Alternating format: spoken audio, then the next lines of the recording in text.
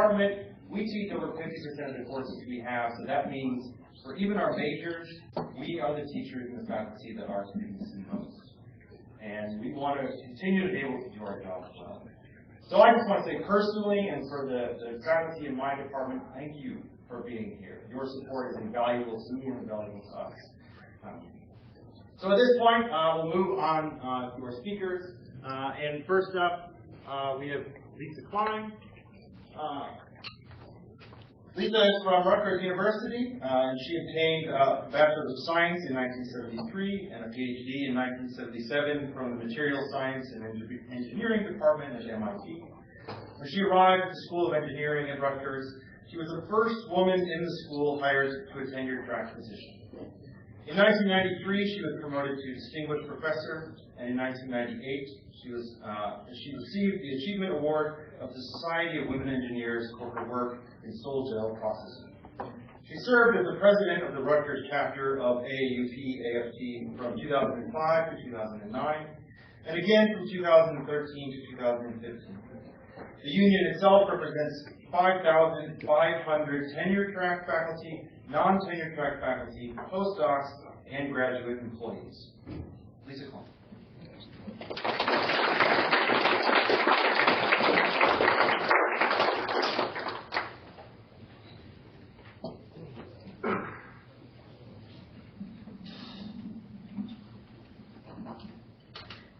Thank you. I'm very pleased to be here, and I wish all of you a great success in the campaign that you're involved in, and hopefully it will work out the way that the majority of you want it to work out. So I've been at a unionized faculty for 38 years now, and the union was there when I arrived. So Rutgers has a union that's been there for over 40 years. And I think that's why I get to go first, because I have a long history with the union. The reason that we unionized at Rutgers was in the 1970s. We had a president who asked the faculty to form a union.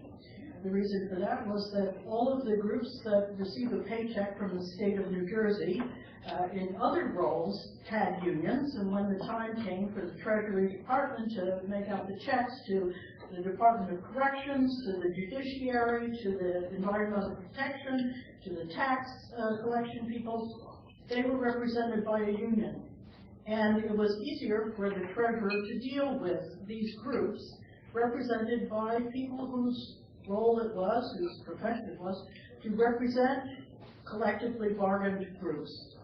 So Rutgers at that time affiliated with the AAUP. We formed a union, and we've had a union ever since. And let me point out that our membership in the union, New Jersey is a state that has representation fee. So everyone who is a member, or everyone who is employed, pays a representation fee if they're not a member, and they pay the membership if they are a member. The representation fee is 85% of the full membership. So you could save yourself a few dollars by just being represented and not a full member. However, our membership is very high. Among the tenured faculty, it runs typically over 80%. And among the groups that we represent, as it was mentioned, it's the full-time faculty, tenured and tenure track, the non-tenured faculty who are teaching faculty and research faculty, our graduate employees, and some smaller groups, the postdocs, the EOF counselors, certainly our librarians are included in the tenure track group. So altogether, 5,500 people, some of whom turn over on a regular basis every 3 years or so.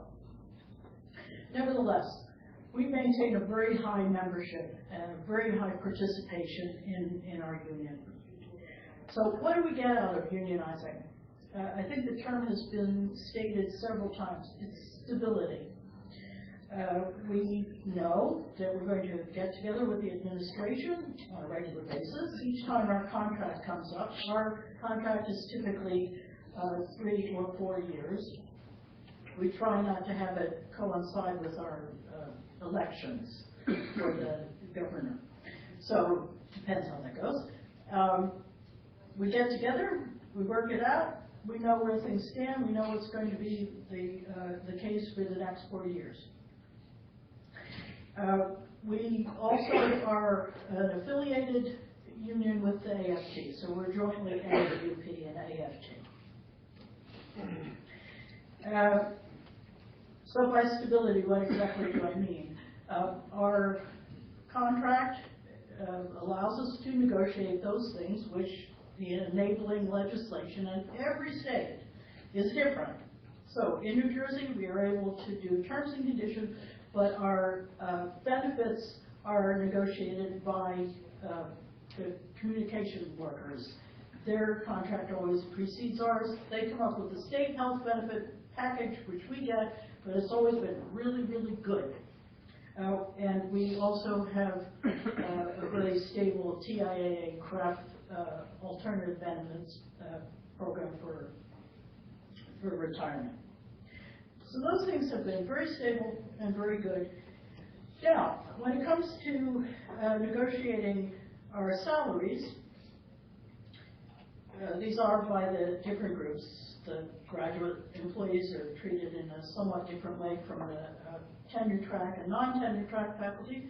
We establish minimum salaries. We never establish caps. There are no maximum salaries. Now let me point out that our union has our law school faculty, our business school faculty, our pharmacy school faculty. We're all in the same group. So that's a lot of interest. And everyone, I think, gets a say in what gets included in the contract. The other thing about contracts is that the first one you negotiate was difficult, or so I'm told. And every time since then, it gets better. So you get practice in negotiating the contracts, and it keeps getting better and better.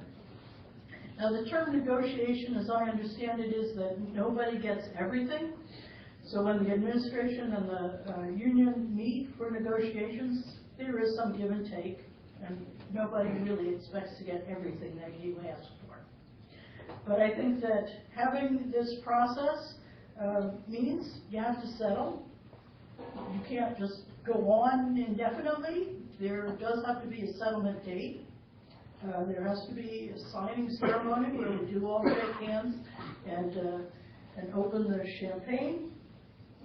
It's a collaborative, collegial relationship that we have. But remember that as faculty, we're here for the long haul. I mean, I've been at Rutgers 38 years. I've seen many presidents come and go. The administration turns over a lot faster than the faculty do. So you are going to be sitting across the table from a new cast of characters on a fairly regular basis. But you have to know that the faculty, the ones who really have a stake in what goes on at the university, we're the group that doesn't turn over. And therefore, seeing things taking the long view is something that the faculty can do when the administration is sort of looking at very short-term interest. Okay, so, but the university has a senate. They have a faculty senate or a faculty council. Why can't we leave everything to the faculty council? We're protected by shared governance. Isn't a union just a parallel system to that? Oh no. Oh no. Our faculty senate, well, our senate contains administrators, students, faculty, and staff. And not a whole lot gets done there.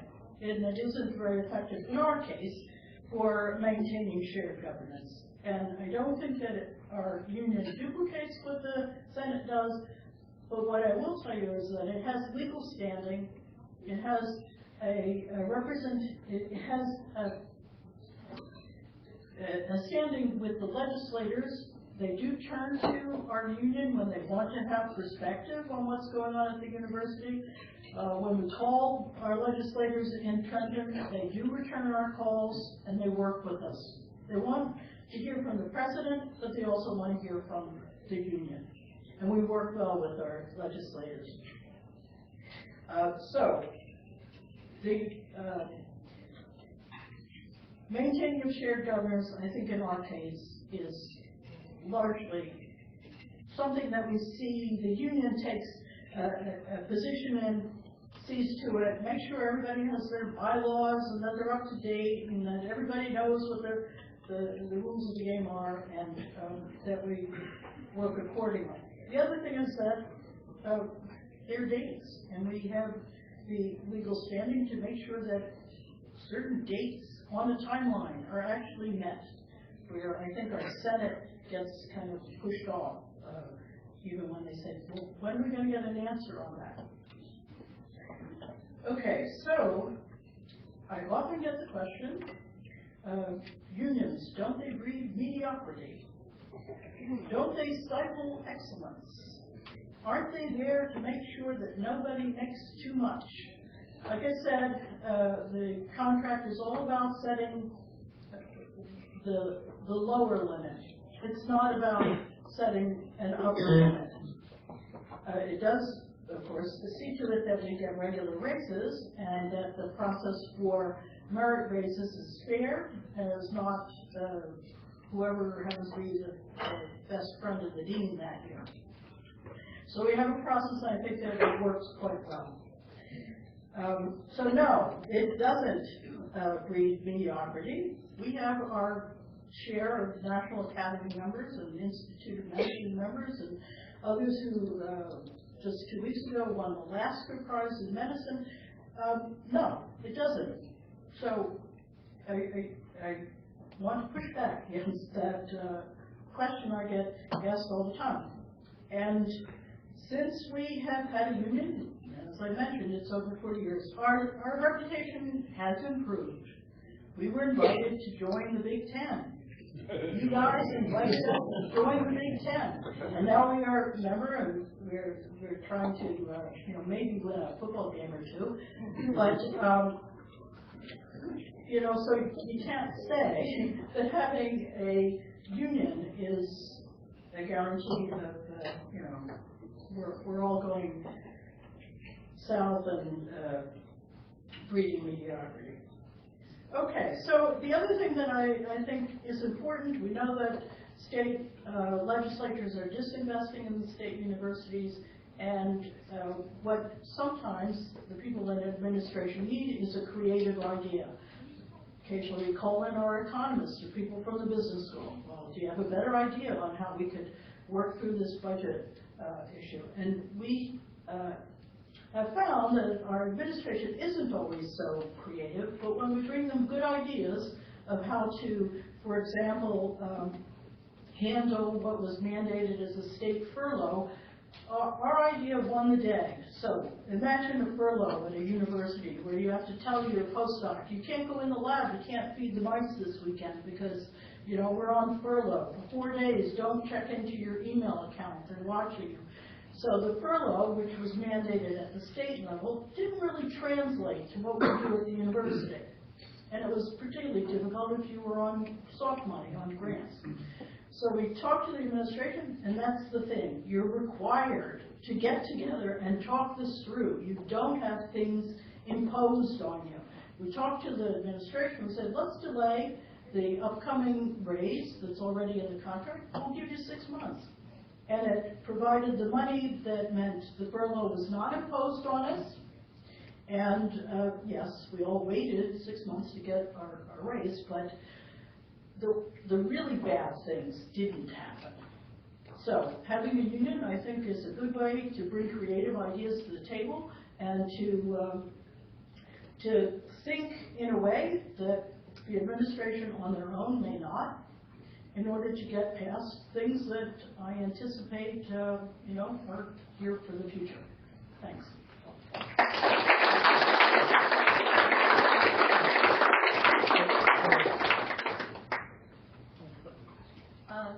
First, if anybody has not gotten food to eat, or you want some more, I think there may still be some back there. So please help yourself.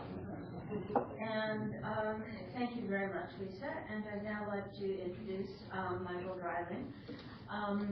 We just heard from Lisa, who is at one of, must be, I assume, longest unionized campuses in the country, and University of Oregon is one of the newest unionized campuses in the country, so we'll get a different perspective in that regard. Michael Drowning is an associate professor in sociology at the University of Oregon, and he's the first elected president for their new faculty union, United Academics. Professor Drowning specializes in political and environmental sociology, social movements, trade, globalization, and peace studies. He's the author of 2 books and numerous research articles. He's presently writing several papers and a 3rd book based on comparative studies of energy-environmental conflicts, energy-industrial complexes. So much for union activity taking one away from being an excellent academic. We'll blow that myth out of the water. He's been awarded for Distinguished University Teaching in 2009, the Martin Luther King Jr. Award for Distinguished Service in 2010, and for Transparency, Shared Governance, and Trust in 2015.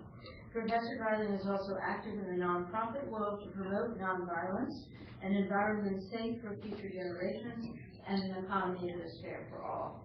He also co-produced a feature documentary film with Matthew Eddy called A Bold Peace, which reaches toward that vision of a better world. And to help share the vision of the better world embodied in the union activism, I'd like to introduce Professor Michael Drowning.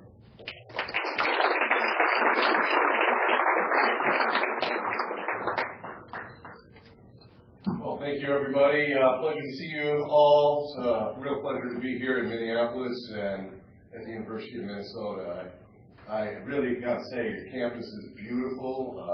The faculty seem amazing based on a few conversations I've had. And, of course, knowing colleagues from Rutgers, I can say one of the things in common we all have is great public universities. The University of Oregon, I know, is a much smaller university relative to both the University of Minnesota as well as the Rutgers system, but all 3 of these represent something, an ideal, I think, is part of the 20th century dream of extending higher education, public education, to, I think, the highest level possible in human civilization. And I think the United States has achieved that, at least by the mid-20th century, in terms of the quality of our public university systems. And to imagine that extending forward another 100 years, or certainly for a few more generations, it motivates me greatly. It motivates me for much of the reasons Naomi had mentioned in her reply about Aristotle.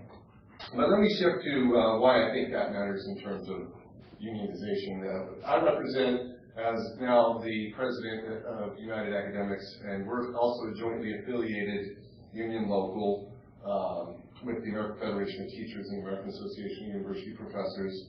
Represent about 1,900 faculty from a very broad span of the campus, including the major professional schools, the librarians, postdocs, research faculty, as well as tenure-line faculty and non-tenure track faculty, both research and instructional. So about 800 of the faculty, or a little under that, are tenure-related, and another 1,100, 1,200 are non-tenure track.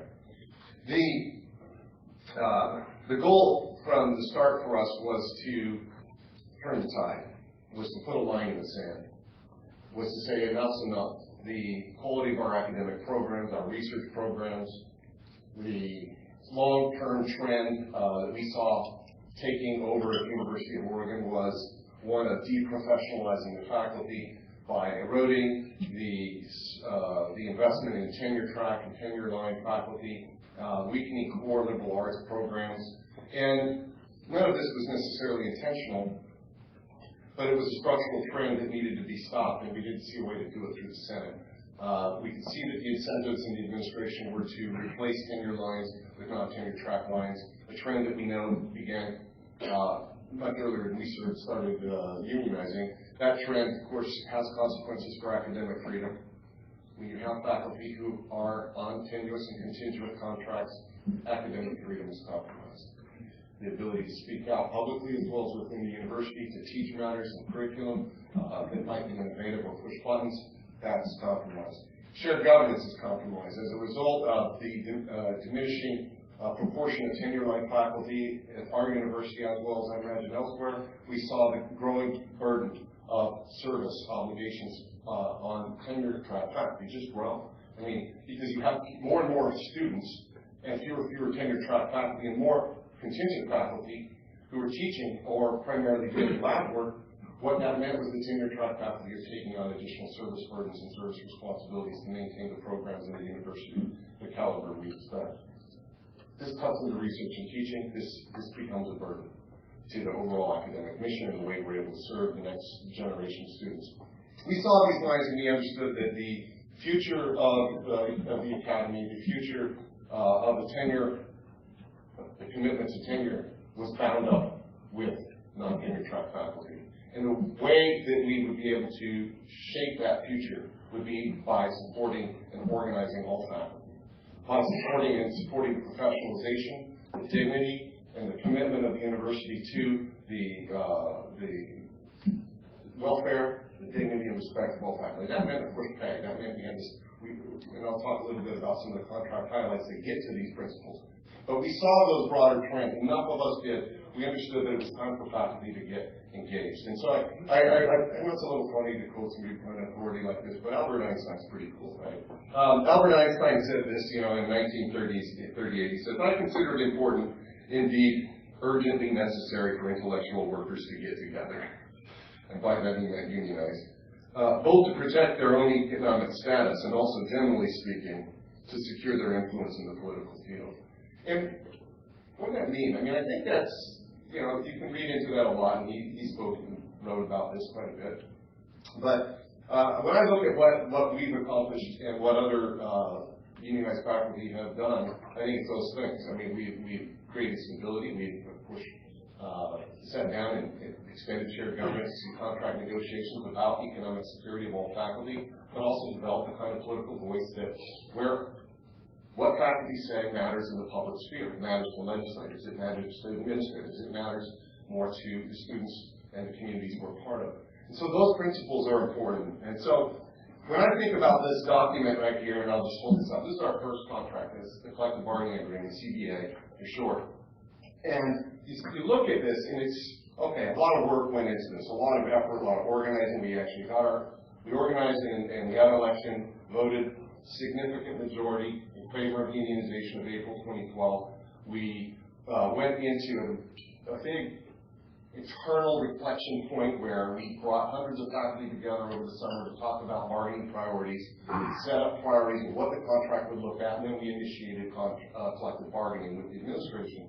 And the product of that effort was this, right? This sit down at the table and hash out, we're here to solve problems that are common. We have solutions in here to common problems, collective problems. And those collective solutions, when you just look at the table of contents, are pretty mundane. You read this as like, okay, so things you'd expect to be part of the university policy, right? An article on health insurance, an article on salary, an article on grievance procedures and arbitration, an article on termination without cause for program elimination or reduction, a tenure review and promotion article, non-tenure track faculty review and promotion article. These are, this is the mundane. This is actually what we wanted to accomplish. And now that we live that through this other important document that we created, is the constitutional bylaws that run our union, much of what faculty through our union do now is really fairly collaborative and fairly focused on real mundane problems facing faculty, solving real problems about how to make sure that the internal governance documents make sure that a merit policy, which we have in this CBA, an agreement that all units will develop a merit policy at the local level, not a top-down approach. The faculty will sit down in their department and make sure that it's an agreed-upon policy that all faculty, including non-tenure track faculty, if there's a separate non-tenure track faculty policy for merit review and merit raises, so be it, but there's got to be something written down so that we don't have the friend of the dean doing the merit raises. And that was an agreed upon goal that we sought. We wanted to strengthen shared governance in that way. That's a good example of it. And so this language in the CBA, you look on the surface, it looks mundane, but it achieves these larger objectives of bringing greater transparency and shared governance to the university. And so let me give a few highlights of what we've achieved in our first and second contracts. First of all, the point that Lisa raised is stability. Stability is huge. That was one of our core platform goals. We want stability. The University of Oregon, like many public universities, saw years without raises or, kind of boom-bust raise cycles. This impacted everything from retention as well as, of course, justice issues, equity issues. This meant that senior ranked faculty who've been around for many years start to experience compression or inversion. We have specific, our salary article deals with equity, making sure that we have a clear and transparent method for dealing with inversion and compression for tenure-line faculty. We're working on developing with a MOU, a Memorandum of Understanding, a similar procedure for non-tenure track faculty who are now eligible for promotion raises, significant promotion raises. And so equity becomes a principle, but it's always with transparency. So stability comes as a result of annual raises. In the 5 years of contract that we've established now with the University of Oregon, we have, over those 5 years, over 20.5% raises guaranteed, locked in, for all faculty, tenure line, non-tenure track faculty included in this. That's an average over 4% per year. It's every year. We can expect to have a rate, and we know precisely what that is going to be in advance because we've worked with the Vice President of Finance and Administration at the bargaining table. We've talked about priorities and investments of the University of Oregon and why investing in faculty is investing in the academic mission and the core of the university. And that we've come to an agreement that this will be acceptable, that the university administration agrees they can do this, and we agree that that will be acceptable. And that is a remarkable achievement, to have the level of stability then that comes out of that. That does not include the fact that we've locked in promotion raises as well as post-promotion raises so that we can assure that the academic rank system is preserved, so that we can address issues and also prevent future developments around compression and inversions. And so by guaranteeing 8% on every promotion, guaranteeing 8% on a post-tenure or post-promotion full review, we begin to counter the effects of compression and inversion for full professors and protect the academic rank system that is an essential part of the academy.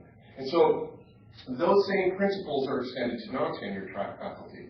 So we can look at then the stability that comes with those 5 years of raises, promotion raises locked in. We can also then look at what it means for non-tenure track faculty, many of whom have never seen a raise at the University of Oregon, many of whom were wrongly classified as adjunct faculty, even though they've been teaching there for 10, 20 years. And they never got a raise, they never got a merit review, they never had a review. Were never eligible for promotion. Now they've been correctly classified as instructors or lecturers or research associates, and therefore are eligible for meaningful promotion reviews as well as promotions with raises. And making sure that that's there, that the actual letter of the those Oregon statutes are followed, is part of the CBA. And those are things that we've accomplished through this now legally binding agreement. So stability.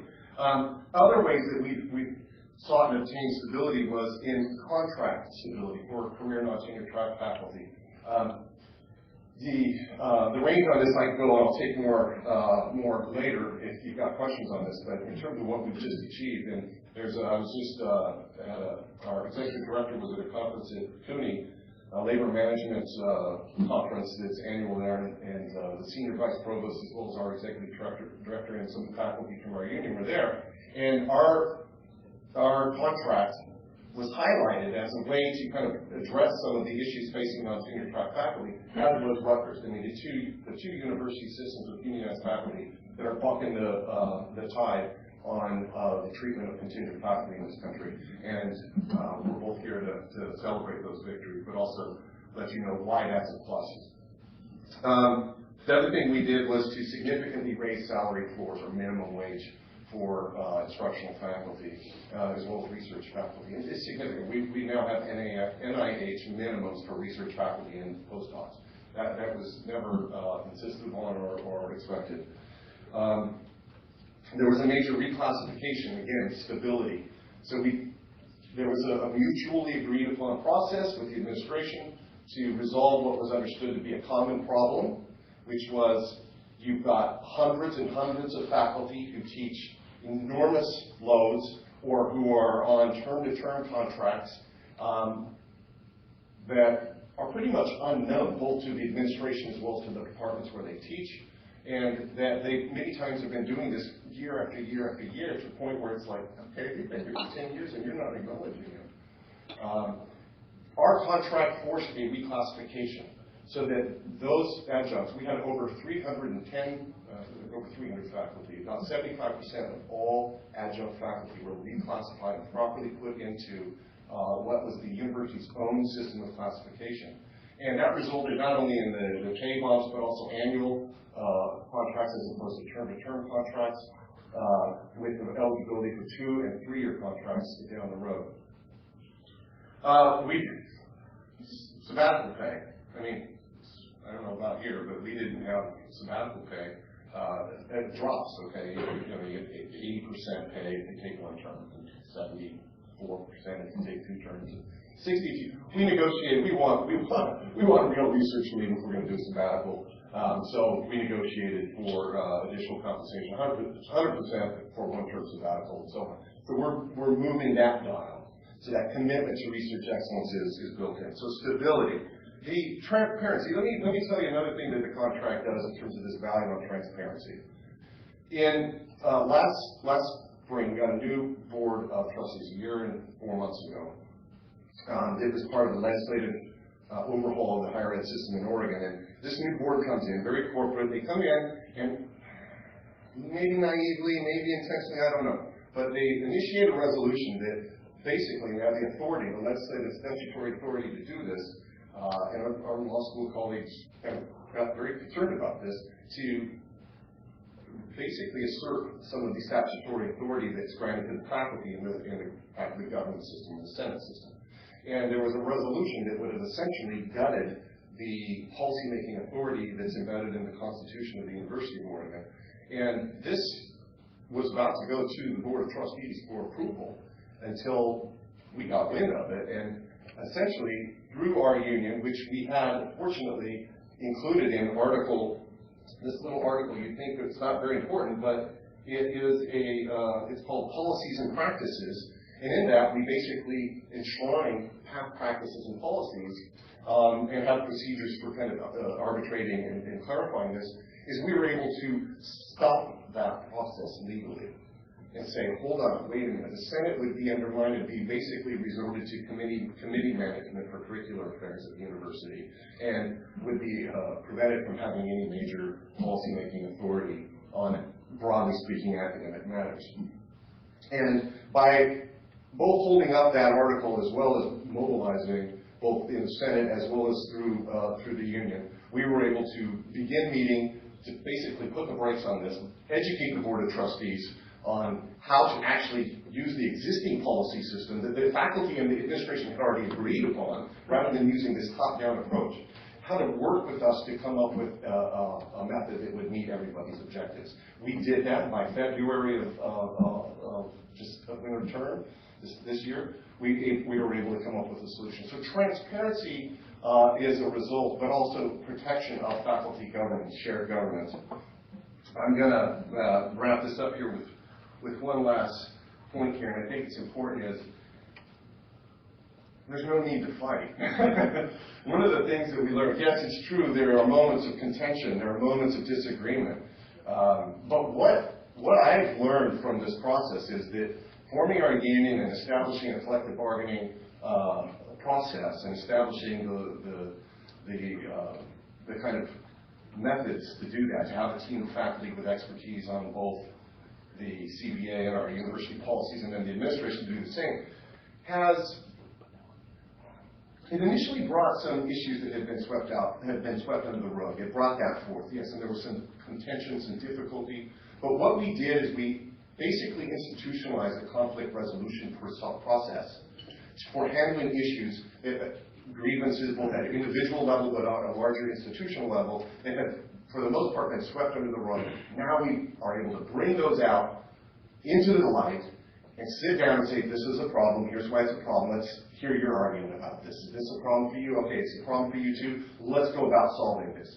And that, in many ways, is not counter to shared governance, but in fact is ideally replicating it. It's taking shared governance out of just the confines of the senatorial committees and into the practical workings of local unit level, department level governance, individual faculty, labor management relations, to broad collective bargaining issues as well. So we are in some sense embodying the principle of shared governance through collective bargaining in a way that I think we can never have expected through the traditional Senate system, faculty government system. So ultimately what's happened is the Senate is reinvigorated as a result of our unionization. I think faculty feel more confident. I have been now at meetings where we are having general membership meetings, 100, 150 faculty show up, every quarter to our general membership meetings. And, it's mostly just informational or deliberation on issues in our union. And one of the things I hear over and over again is that this is the beginning of a real true academic culture, where non-tenure track, tenure track, where all faculty from every discipline you could imagine come together, sit down, and they're not recognizing ranks or distinctions based upon, whether you're a tenure track or not, but they're actually engaged as members of a common intellectual community, an academic community that stretches beyond a single department, a single discipline, and they are able to celebrate it and recognize it. It's a very uplifting experience for everybody involved. And I can say that it's the only place that it happens in the university. We haven't been able to replicate and see that anywhere else. And so the result of unionization then is this shift in the culture. And ultimately, the conversation on the university's campus, when the new president came in and started talking about, wow, we really need to hire a lot more tenure track faculty, don't we? Yeah, right, yeah. And why? And how are we going to do this? And having conversations. I'm not talking about, the way boosters are donating to the football team and, how the Nike the uniforms are really being celebrated across the nation to bring in new undergraduate recruits. That's not the priority.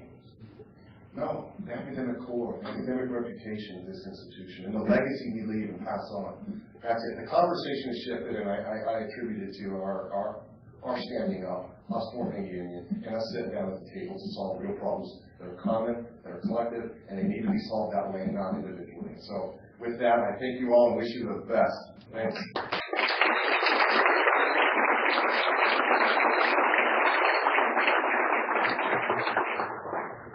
Before we move to questions, there are three things that we're going to ask of you this evening.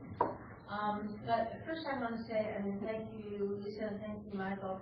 And that, as Michael was saying toward the end, the idea of people coming together from across the university to create and enliven intellectual community and the commitment to the university, I think it's wonderful to say that happens once you have a union.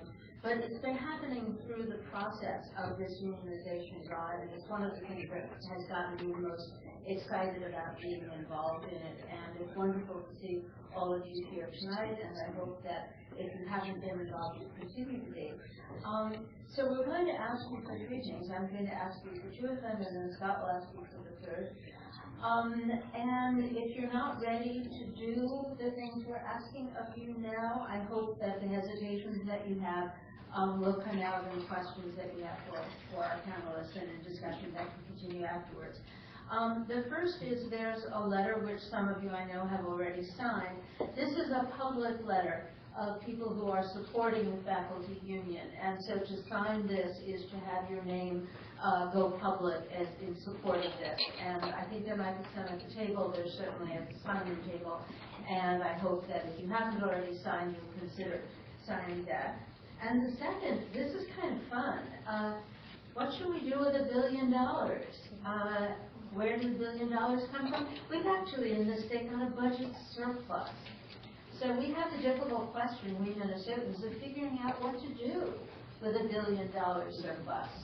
And so there's going to be a meeting on Monday, October 26th. That would be a week from yesterday, at 4:30 in 22 McNeil Hall, which is on the St. Paul campus. And these flyers are around on the table. And it's for brainstorming. What would you do with $1 billion? So we encourage you to come to that meeting and otherwise get involved and think about signing this if you haven't already done so. And the third thing we're going to ask you is... Great, thank you. Camera-wise, is it all right if I stand? As long as you use a microphone, so to grab a microphone from there. Oh, sure, yeah, okay. Great. Is it? Yeah. Turn it. Turn it on. Hello? Hello? What do you want to do? Come on.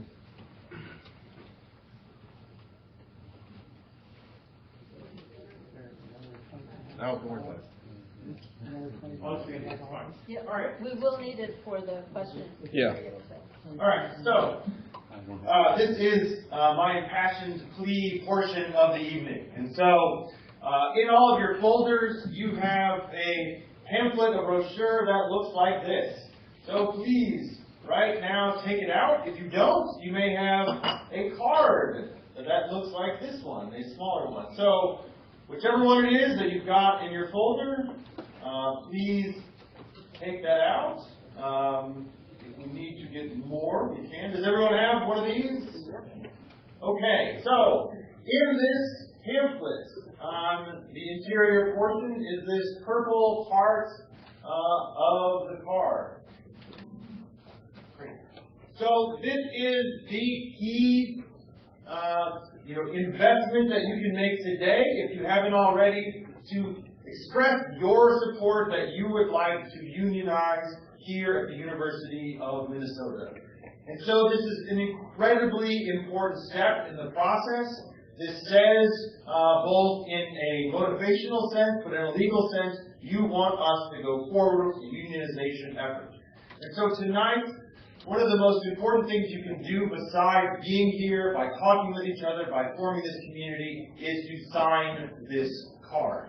And so, before you leave, please sign one of these. If you have signed one of these over the past year, please sign another one. They expire in their legal authority after 6 months, so please sign another one. If you're not sure, if you signed online, if for whatever reason you don't think it's distilled its way to the powers that be, sign another one.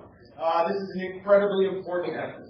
So, if you are at a position where you're not quite sure tonight, and that's okay, we're not going to strong-arm anyone, please make sure that you do your best, and we will do our best to answer any questions or concerns you have by the end of the night. Ask our panelists about their experiences, ask our fellow faculty members here at the university about the experiences they've had in their unionization efforts so far. And if you'd like to, there's representatives from SEIU tonight. You can ask questions afterwards as well. And so our hope is that if you have any concerns or doubts coming in this evening, you leave with all of those questions answered. And so I'd ask you please, if you haven't filled it out, again I'm going to say it, fill it out right now. We will take those cards. Again, if you have something that looks like this, fill that out either one. Fill out 5 copies. Well, I don't know. Fill out one. And so we want to make sure that you are on record. And this is a part of, again, getting a sense of how many faculty members are behind this, reaching a legal threshold by which we can call an election and moving forward. And again, sign this if you want to vote yes, and please be a part of this effort moving forward. All right, so we'll move on to the question and answer period. basically, we'll take questions for the panelists and, oh, sure.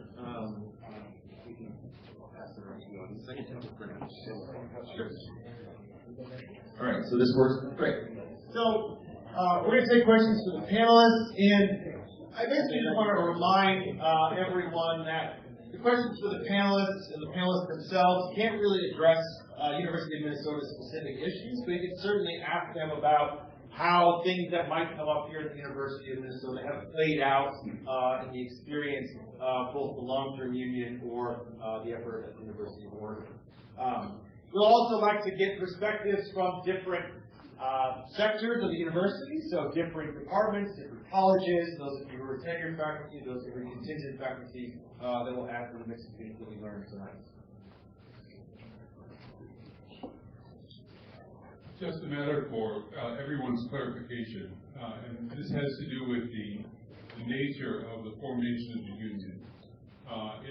Here in the state of Minnesota, we cannot separate contingent or contingent faculty from regular tenure track faculty. That is, if there is to be a union that includes contingent faculty, both the contingent faculty and the regular tenure and tenure track faculty must join the union. This is different from a private institution like Hamlin, for instance, where the contingent faculty were able to have a separate bargaining agreement with the university. So this is a really important. I think this is a really important point, and I think it also answers questions that people have about why can't our contingent faculty who may be considered to be at the most disadvantage in the union. And in a union, why can't they simply form a separate bargaining agreement? Actually, I would like to ask the panelists if this is the situation in Oregon and in New Jersey as well. If anyone has questions, write them down and I will pick them up. We need a microphone up here.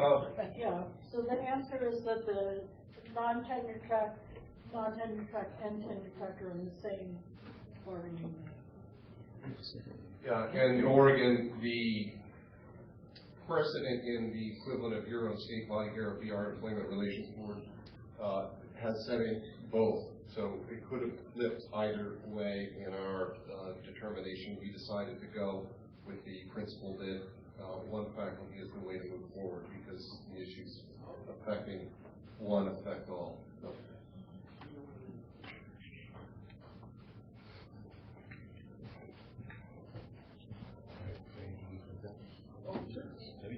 My name is Alan Isaacman, and I teach in the Department of History. So, several years ago, we came all so close, but lost. Do you have any advice on how to mobilize and win support in the professional schools, especially in light of the increased commodification of higher education, and therefore the gaps in resources which go to the professional schools?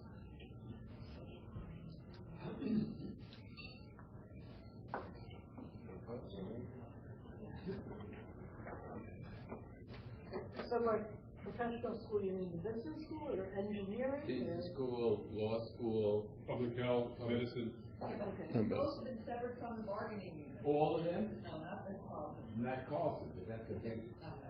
The law school too. Law school, academic health, they're not part of it. That's why, So Carlson is the only professional school. And Humphrey. Okay, so you're saying business is included? yes. Yes. Well, I think that, because they're not part of the bargaining unit. But you say Carlson is. Yeah, but they're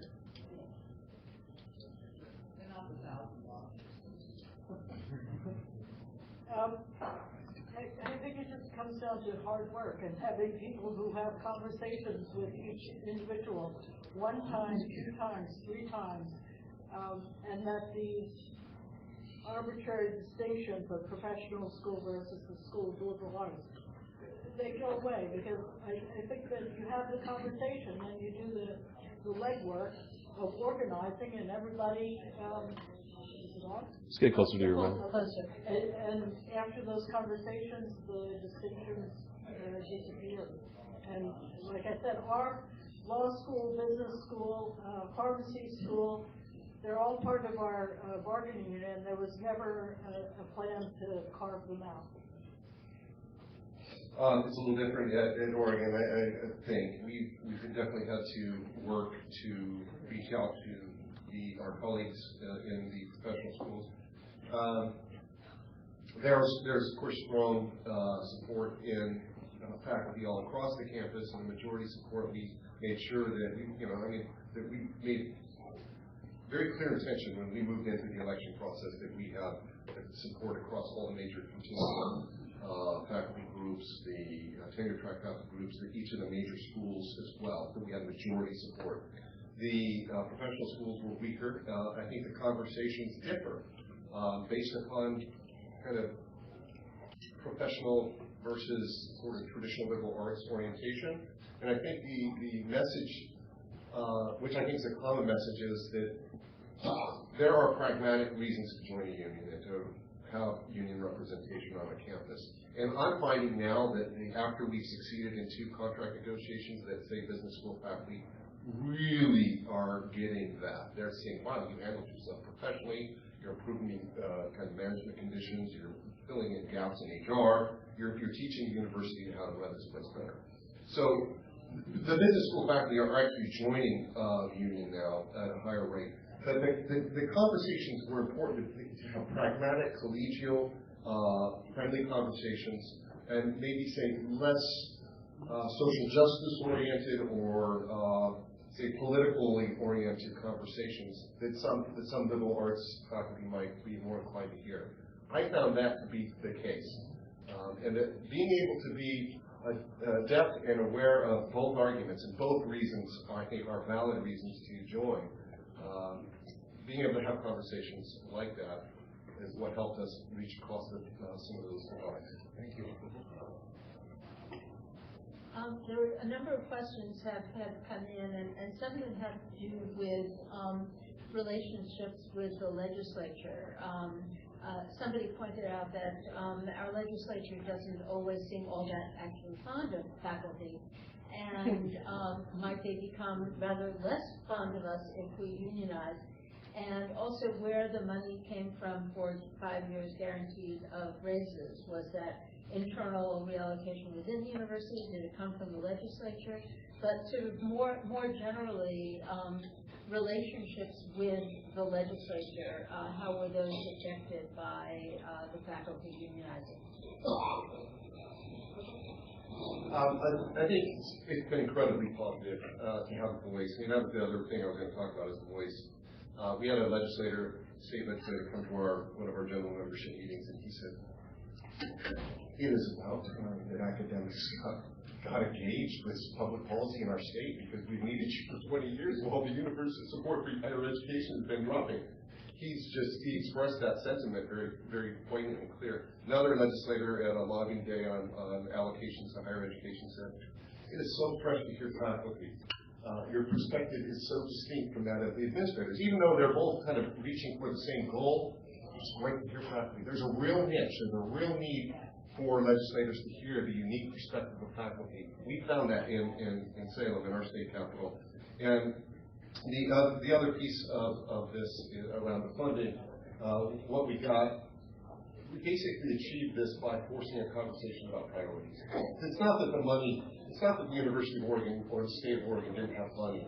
It's that it was directed in ways that weren't focused on the core academic mission. And so that's why we insisted on having a conversation about priorities in investment at the University of Oregon. Why are we, in terms of revenue, the top revenue earning university in the athletic department, but we're hamstrung in so many of the academic areas? We forced that conversation into the open, and it was contentious at times, but it necessarily meant that the administration had to do a hard look at budgets, budget priorities, and its commitment to the academic core. And that is now, I think, changed. It's shifted, and I can honestly, I say that with utter confidence. And that by having a channel both to the legislature as well as directly to the president of the university, our CBA, probably like yours, has a consultation article so that if there is a tough problem to solve and that the other channels aren't getting there to a solution, the president of the union and the president of the university sit down with respective parties to hash it out and to really have a conversation. So that's a consultative article that is important too for these kind of issues. We're having voice. You want to answer? Okay, I'll say just a few words about dealing with the legislators.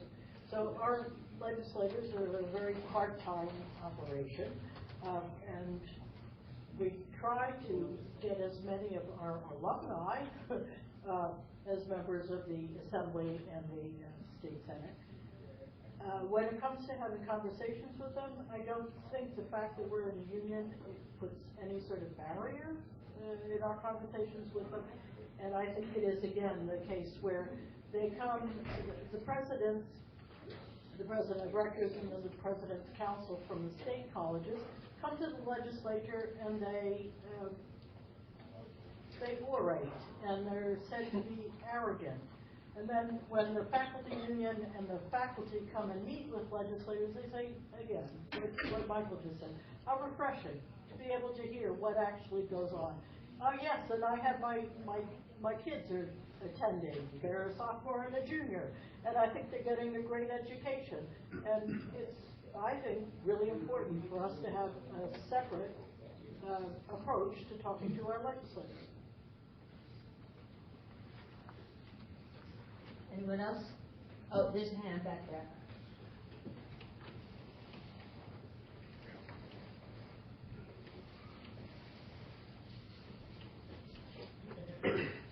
I'm curious, from the gentleman from Oregon, how your effort at unionization dealt with potential alienation of colleagues on campus through your tactics of unionization.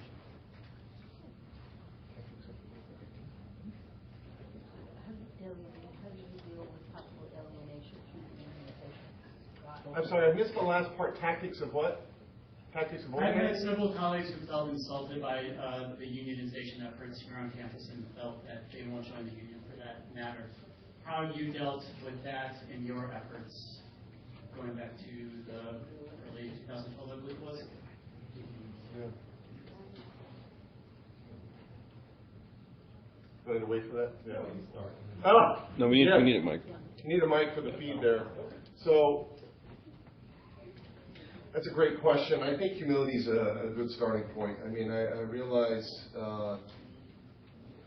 that when there's engagement with something that's as important as this kind of social change of moving an institution in a new direction with an initiative that is unfamiliar to some folks, there may be things said that are not well understood or that are conveyed in a way that is maybe not comfortable to the person who's on the receiving end. I think that there needs to be room for collegiality, for humility and understanding that mistakes can be made, and that second chances to hear the position are needed sometimes.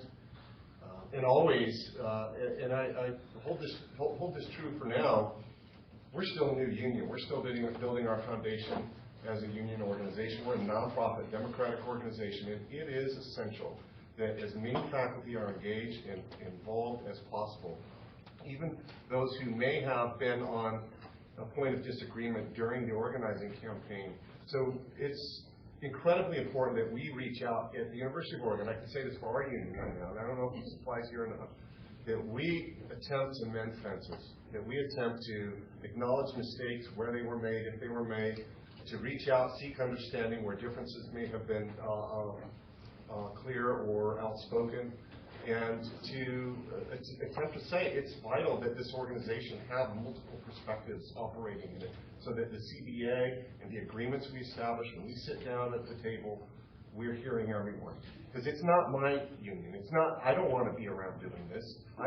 It's ours. And so it's essential that that collegiality be the forefront of the work of union building, and I think it's important to understand that sometimes things will get communicated and misunderstood, and sometimes that's unfortunate, and it's important to reach out and mend fences. Could you just repeat my question?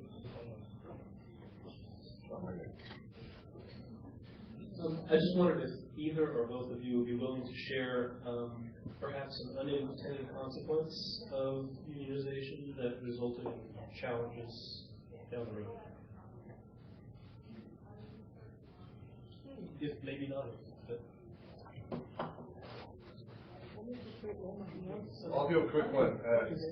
Since we're so new, mending fences is important. So yeah, mending fences, but on specific issues on the CBA, we were very eager to clear up what we, many faculty, as well as many administrators, saw as big gaping holes in policy at the University of Oregon, in basic management, basic HR, basic internal governance policy, in many, many departments. So we made agreements about developing faculty-developed policies at the unit level that would be transparent, accountable, diverse, local, not top-down bureaucratic administration, though adhering to certain kind of core principles, core standards. And the effect of that was policy fatigue. So it's like, oh, we overcommitted the number of policies we wanted to take on. We didn't finish implementing those policies, and we had through I've got to spend weekly meetings with the administration to solve problems about implementing the contract and solving problems that may come up. And that was one of the biggest ones we had to deal with. And finding solutions to that was we worked with the deans in all the major schools to come up with templates, to come up with input mechanisms so that faculty were filling in pieces. And the result, I think, has been actually quite positive, though it did result in this policy fatigue, and we had to develop shortcuts in the process. That's an interesting question. I can't really think of an unintended conflict that would relate here. I mean, in our case, we have our contribution to our health plan is tiered. There are 3 steps in it. We realized if we gave the across-the-board raise to the grad students, it would be wiped out because they went into the next bracket. So we didn't do that, and instead put it into a professional development fund. So I'm trying to think of one, but I guess, this idea of frequently surveying, of getting together, of talking to our members, I think we pretty successfully avoided unintended consequences. We had a few questions that were submitted online prior to our meeting tonight. One of the questions was sort of a blanket question about how unionization might address issues of racial and gender equity at your institutions.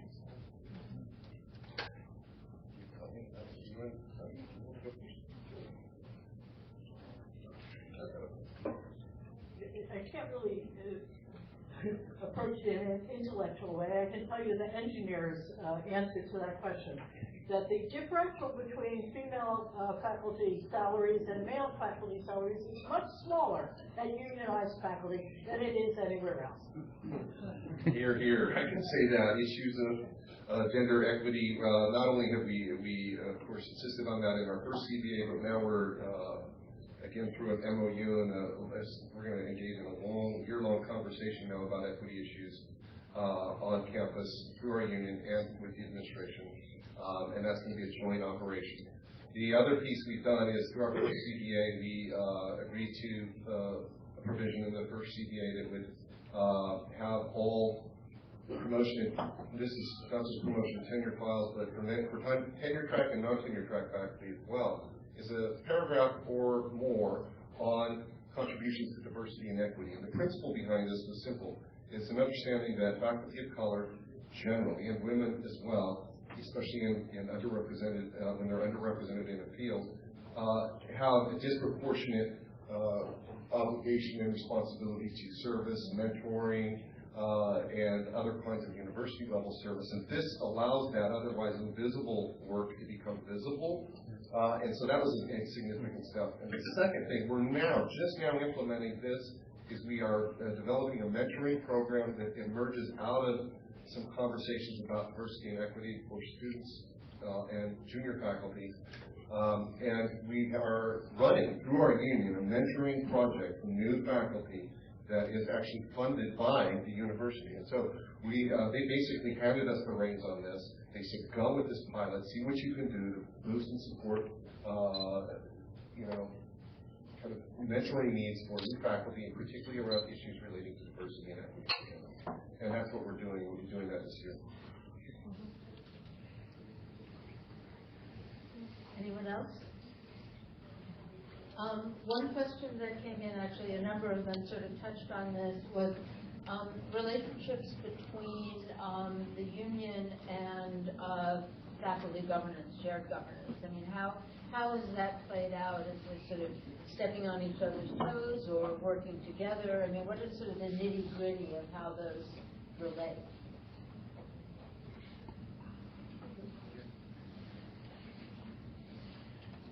We have both a university senate, which has representation from the students, staff, faculty, and administration.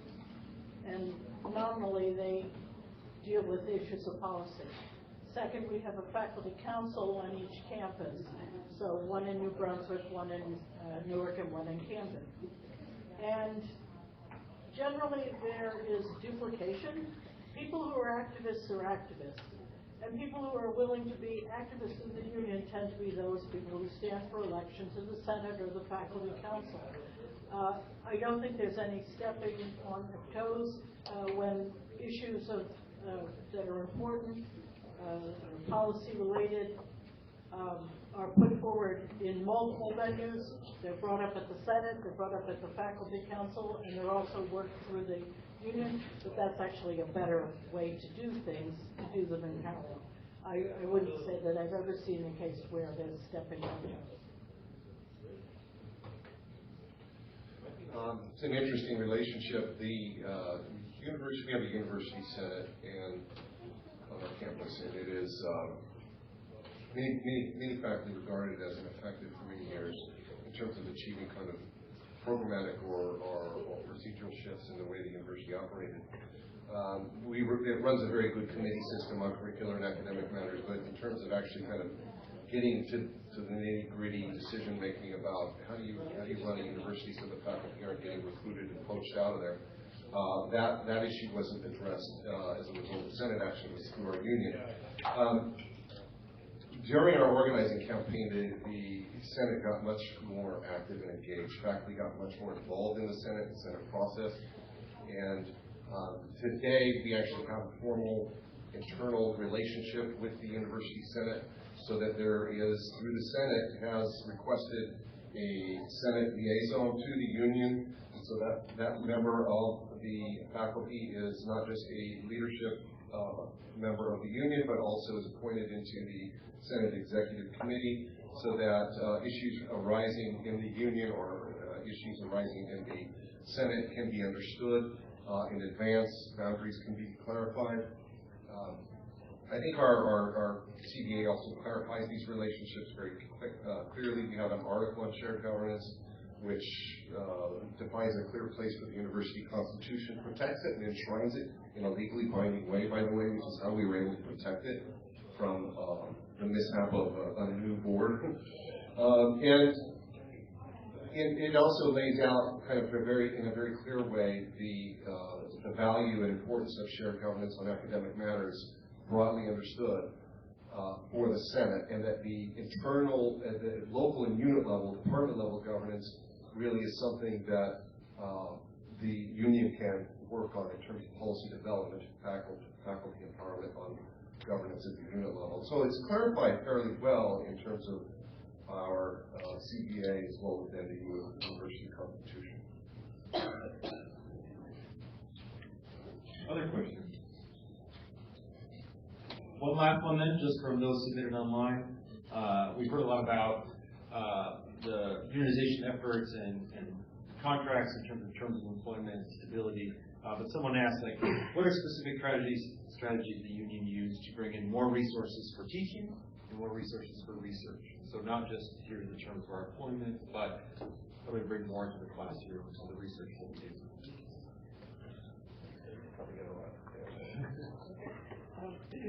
So I think to address the education side of things, It's been important in our contract to preserve the numbers of the tenure track position that I think is directly related to our education function.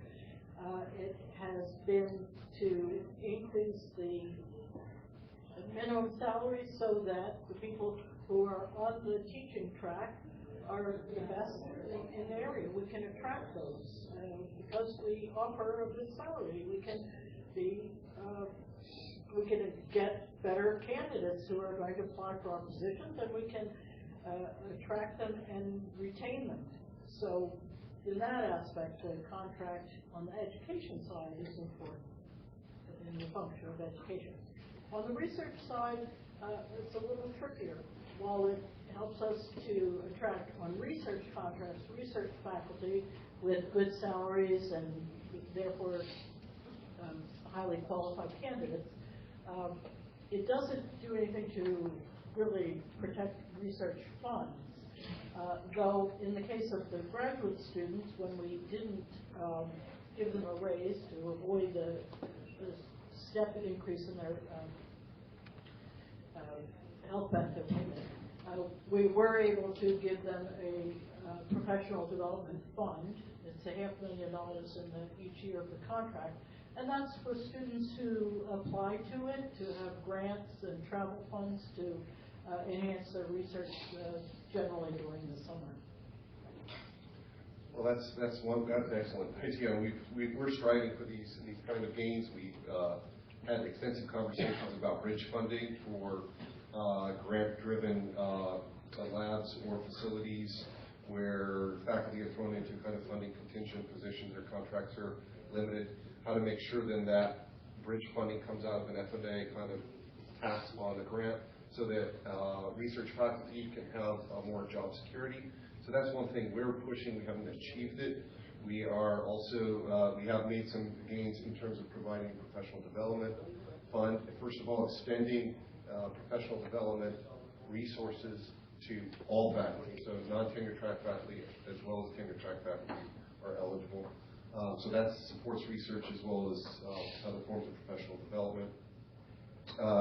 And then retaining autonomy for departments in the summer session. Now, this is a kind of funny thing. It may be very different. It's very specific to the University of Oregon. But at the University of Oregon, summer sessions are organized, or at least traditionally have been organized and run by the department. And the revenues, or at least portions of the revenues, stay in the department to support usually graduate fellowships and so forth, as well as some faculty support monies. The administration wanted to centralize these under the colleges so that basically all revenue generated from those summer sessions would stay in the college, and departments would basically just compensate the faculty. We insisted on the status quo being maintained and that the revenues remain local. And so what that does is it kind of, first of all, beats back the idea that unions lead to bureaucratization and centralization. In fact, it was the opposite. The administration was wanting centralization and bureaucratization. We said no. This is a standard that faculty have developed here to meet other academic program needs. We want to maintain those academic program goals, and we want to continue to be able to meet those needs and those goals. And this is the way we're going to do it, unless you have another way of providing for that. So we did insist on that. We did get that in our CBA. So that's one plus. There's also something that you mentioned about the sabbatical policy. Okay. That's something that's been a bone of contention around here for a long, long time. Ours is that however long you take, whether it's a semester or a full year, it's at half pay. And we've been trying to have the one semester at full pay option. And so it's very nice to do. That's definitely bargainable. It's a bargaining chip. Yeah, you can do this one. That one's a doable item. It's a good one, too. Mm-hmm.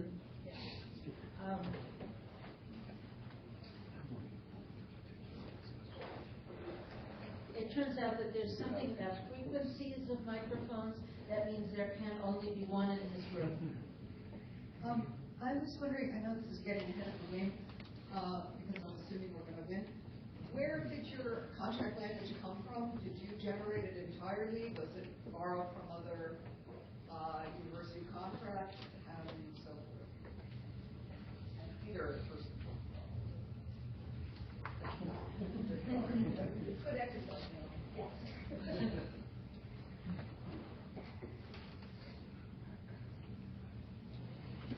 We have an excellent School of Labor and Management Relations, and they're on top of these things. That's what they do is their research.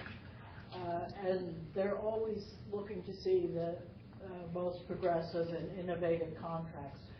So, we borrow, we steal from other contracts, and we then mold it to suit what meets our needs. Yeah, I'd have to say that we look to your case at Rutgers, both for the Constitution to run our union. We borrowed, I think, from, I was on the Constitution Committee which wrote the Constitution for the union. I think we borrowed from about 10 different unions, faculty unions across the country, to kind of think about how our union should operate, both in terms of representations and election procedures and so forth, internal governance. But then with the CBA, similarly, we have, of course, resources among other faculty unions to draw from, existing contracts, as well as, of course, we have a Labor Education Research Center as well at the University of Oregon, and we have expertise on campus. But we also had, eventually we hired our own staff. So our union is, like all unions, is run by the member leaders. That it operates through the Constitution, and that we hired, I think, an excellent executive director who knows how to pull together contract language, but also to write original language, or to collaborate with administration to come up with really innovative new solutions. And we do all of that, and I got to witness all of that in this last round of negotiations. And so, the bulk of it comes from, let's borrow from what others have done, let's see what's working, not working, and then fudge and mix it. And then there's also some real innovation that takes place. It's really unique and specific to the institution. And I got to say, our contract has a lot of that as well.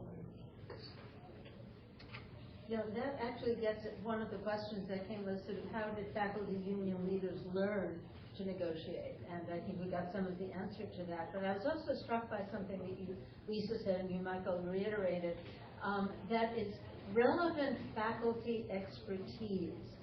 I mean, one of the things that's perennially annoying is when the administration faces some kind of problem, and the thing to do is go outside and hire some consultants who will figure out how to deal with this problem. As faculty, we know that there's all kinds of expertise. And particularly at this university, we're as comprehensive as a university can be. You name the kind of expertise, there's somebody here who works on it. And to move away from this, hire some expensive outside consultants who, as we have recently learned, are likely to mess up. But that idea, consultants have a conflict of interest. Consultants, if they're going to make a career, need to show short-term results. Institutions are around for the long haul. And as Lisa said, the people who are most around for the long haul are the faculty. We care about what this place is going to be like 25 years from now. A consultant can't afford to care what's going to happen in 25 years. They need to be paying attention to their next contract. And the idea that it's people who are outside the university, not part of this culture, steeped in some kind of generic excellence, viral stuff, are going to figure out how we should do things. The idea that, yes, there's all kinds of expertise that's going to be needed in figuring out how to do that. Well, let's ask faculty who do research in that area and who teach in that area and can help teach the rest of us those skills. And on the question of where the money goes, on the priorities conversation, one interesting thing we learned is the amount of money spent on outside consultants was enough to make sure that we got another 0.5% raise in this last contract. And one of those outside consultants I know at Rutgers is also an issue is academic analytics, which I don't know if the University of Minnesota has, the administration has contracted with this, but they put these basically metrics and profiles together on individual faculty and departments and kind of with these comparative indicators of ranks and capabilities and where you fit relative to, your peers in the field.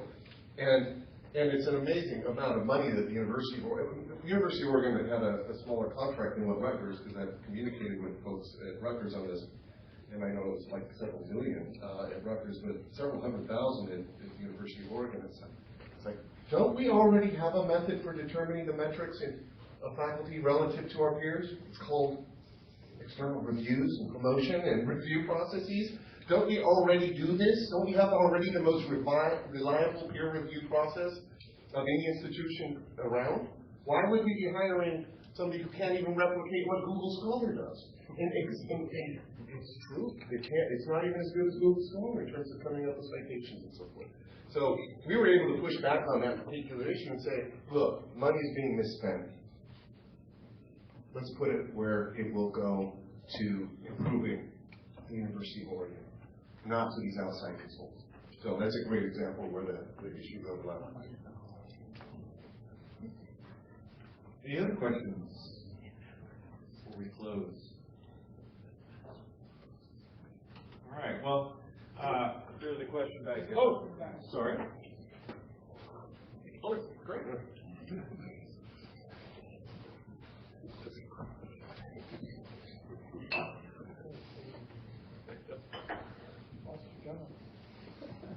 I was wondering what, I like the idea of faculty unionizing, but also thinking about students' interests. I think one of the biggest issues is, tuition and, how to lower that, and also, access to the university itself, and, et cetera, and how will this effort of unionization help in that? And how can we help that effort?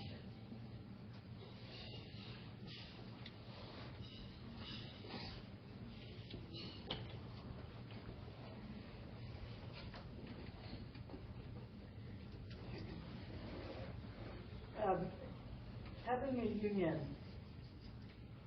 has allowed us to have a voice in our state legislature.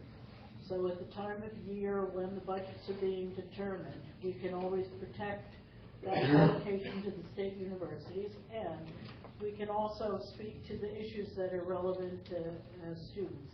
We make sure that the state allocation to the tuition assistance grants remains. In fact, this year we got a doubling of the tuition assistance grants. We can also see to it that the state-funded opportunity fund is fully funded. This year we were able to restore $1 million plus, get in addition to that account. So I think our interests align very well with the students. We do coordinate with them. We coordinate when it comes to visiting with our legislators. We generally have the policy that we want a tuition freeze, and it goes both ways. So we count on the students to support us, and I think at the same time the students know that we support their interests. Yeah, that's a very good question and very timely. It's a critical issue in this country. It's a critical issue in Oregon, where I'm at. And one of the key points, I think, just to reemphasize the importance of the legislature, but also the conversation on campus. We, as a union, are now hosting this year a conversation on affordability. We're working in coalition with student organizations across campus, as well as across the state, to make sure that this issue becomes a conversation not just on our campus, but in the broader public sphere, so that the value of that state contribution that does occur is better understood, and understood why it needs to go up, not down. And so we want to see that conversation shift, so that we, not just the faculty or the students on the campus, understand why it's important to have affordable, high-quality public education for all, but we want to make sure that people outside of the campus understand that and are willing to commit to that, and are willing to support, say, a ballot initiative or a legislative initiative that, and we've got some of these coming down the pike, that will increase, say, the tax rate on the very upper income brackets in order to make sure that college affordability, university affordability is doable. And we're doing that in sync with the conversation on campus. We're working with the Higher Education Coordinating Committee, for example. Our state affiliate leader, president of the American Federation of Teachers, is also on that committee. So we were able to hold the tuition increases to a very bare minimum this last year because of those networks that we have in the state capital and around higher education governance. So those are issues where unionization makes a really concrete and critical difference. And I expect to see more of it in the years ahead. Yeah, thank you for those responses, and thank you for the question. It's one of the things that I've found most exciting about working on this unionization drive is the solidarity with other groups on campus. And that was very, very evident at the rally that we had, I think it was September 24th, in front of Northrop. So it's solidarity with the AFSCME and Teamsters employees they're currently in mediation. Negotiations are going really badly. And it's solidarity with the students in whose diversity who are struggling to make this university more responsive to issues of, in particular, racial justice. And it's that broad vision of what a public university can be, and empowering all of the people who work and study here, and increasing meaningful access. And that really infuses this unionization drive, and is part of what has me so enthusiastically committed to it. So thank you for the question. Can I answer that from a local level? Are you an undergraduate? Yeah, I don't know what your major is, but I teach in the cultural studies and comparative literature department, and I don't know the exact number, but the majority of our undergraduate classes are taught by lecturers like me. I'm a senior lecturer, which means that I have a year-long contract, whereas lecturers have semester-to-semester contracts. And on a weekly basis, all of us are faced with this problem of undergraduates coming to us and saying, hey, what are you teaching next year? What are you teaching next semester? And nobody can plan for it, undergrads included. It makes it really, really difficult for undergrads to plan things like senior thesis projects or form these lasting relationships with faculty members. And when you go to apply to whatever it is, a job or graduate school after the fact, a lot of what these recommendations ask for is not just what is this person doing in class, but what is this person's maturity level? Are they able to do this thing? And you really need the voice of somebody that's been with you over time to be able to account for that. So the fact that the administration is giving these semester-long and year-long contracts to the people who are specifically who are specifically hired to teach undergraduates is astonishingly horrific from you guys. You guys are the ones who are losing out the most, I think.